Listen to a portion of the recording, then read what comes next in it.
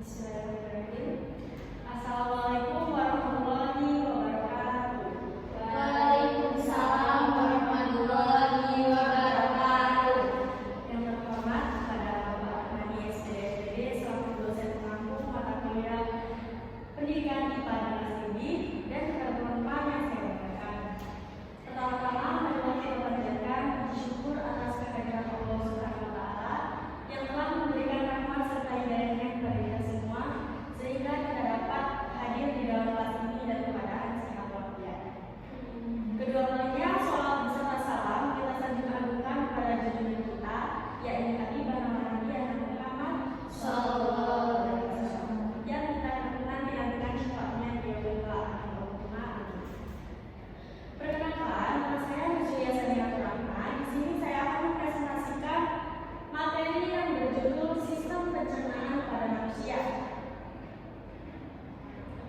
Nah, jadi sistem pencernaan pada manusia ini adalah sistem organ yang bertanggung jawab untuk mencerna makanan, menyerap nutrisi, dan membuang sisa-sisa makanan yang tidak dapat dicerna oleh tubuh. Nah, jadi sistem pencernaan ini terdiri dari saluran pencernaan dan organ-organ tambahan yang ikut bekerja sama dalam mengolah makanan menjadi nutrisi yang dapat digunakan oleh tubuh. Nah, di sini ada beberapa komponen utama pada sistem pencernaan. Yang pertama itu ada mulut, yang kedua ada kerongkongan, yang ketiga ada lambung, yang keempat ada usus halus, dan yang kelima ada usus besar, dan yang terakhir ada rektum dan anus. Nah, kalau hati, kantong empedu, dan pankreas ini adalah sebagai organ tambahan yang ikut bekerja sama dalam sistem pencernaan. Kita bahas yang komponen utama terlebih dahulu. Yang pertama itu ada mulut. Jadi sistem pencernaan yang pertama itu dimulai dari mulut. Nah, di dalam mulut ini itu terdapat gigi, lidah, dan juga kelenjar ludah. Gigi ini berfungsi untuk mengunyah makanan menjadi potongan-potongan kecil.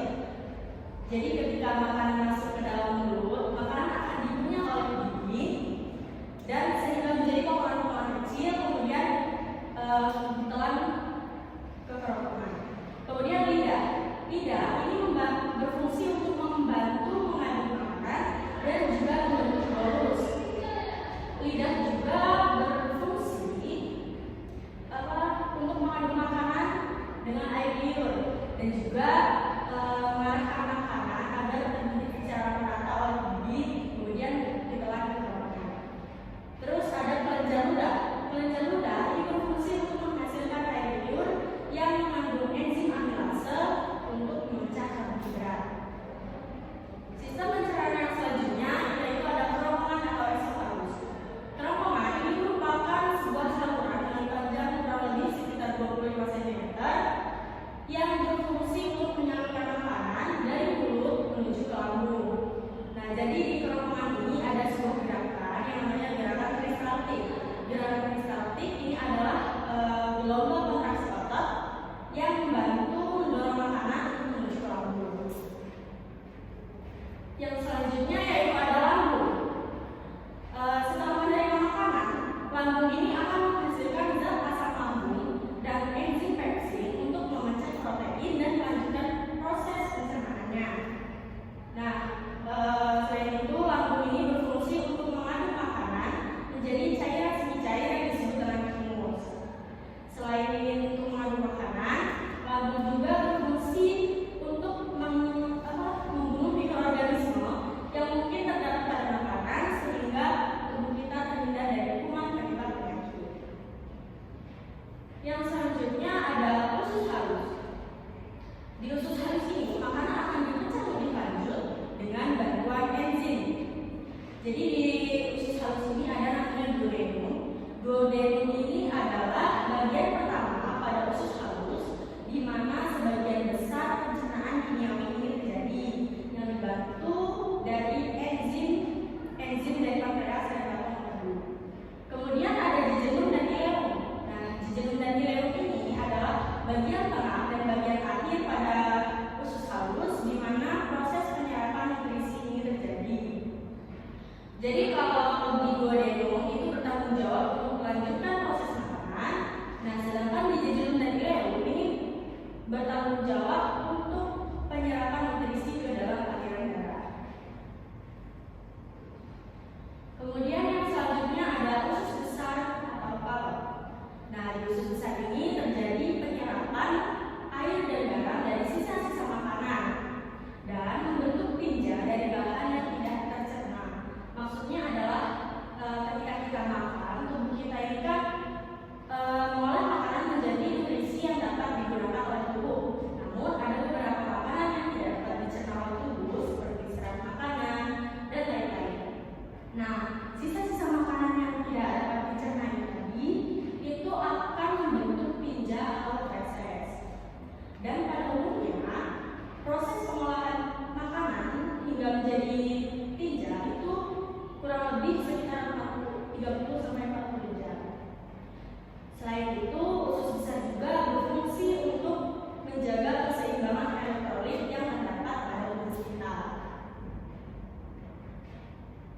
Nah, yang terakhir itu ada rektum dan anus. Rektum dan anus ini masih saling berkaitan namun berbeda fungsinya. Nah, kalau rektum ini berfungsi untuk menyimpan tinja atau feses sampai siap untuk dikeluarkan.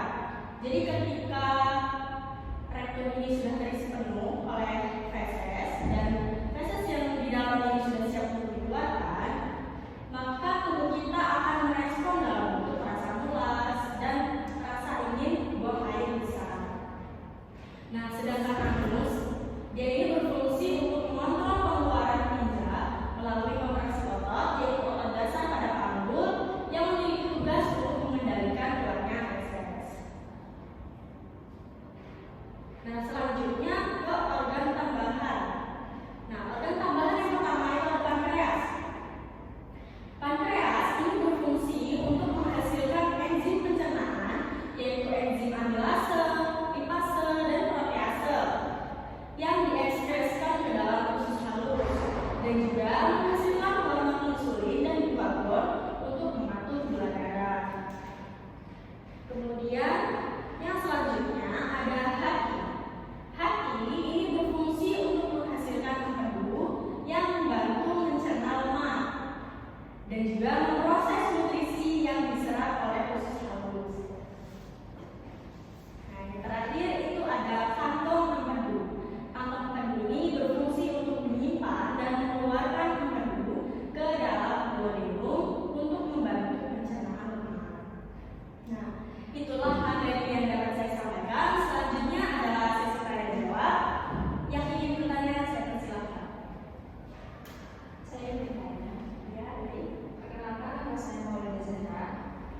Tadi Mbak Nuju menjelaskan tentang enzim amilase, lipase, dan protease. Nah, tolong menjelaskan kembali secara singkat tentang enzim tersebut. Baiklah. Jadi amilase, lipase, dan protease ini adalah sebuah enzim yang terdapat pada sistem pencernaan. Dia ini berfungsi untuk membantu memecah makanan menjadi nutrisi yang dapat digunakan oleh tubuh. Yang pertama tadi amilase. Amilase ini berfungsi untuk memecah karbohidrat seperti pati menjadi gula sederhana atau glukagon. Nah, kalau lipase ini berfungsi untuk memecah lemak menjadi asam lemak atau gliserol. Nah, kalau protease ini berfungsi untuk memecah protein menjadi asam amino. Jadi ketiga enzim ini itu dihasilkan oleh tubuh, terutama oleh pankreas, dan bekerja di saluran pencernaan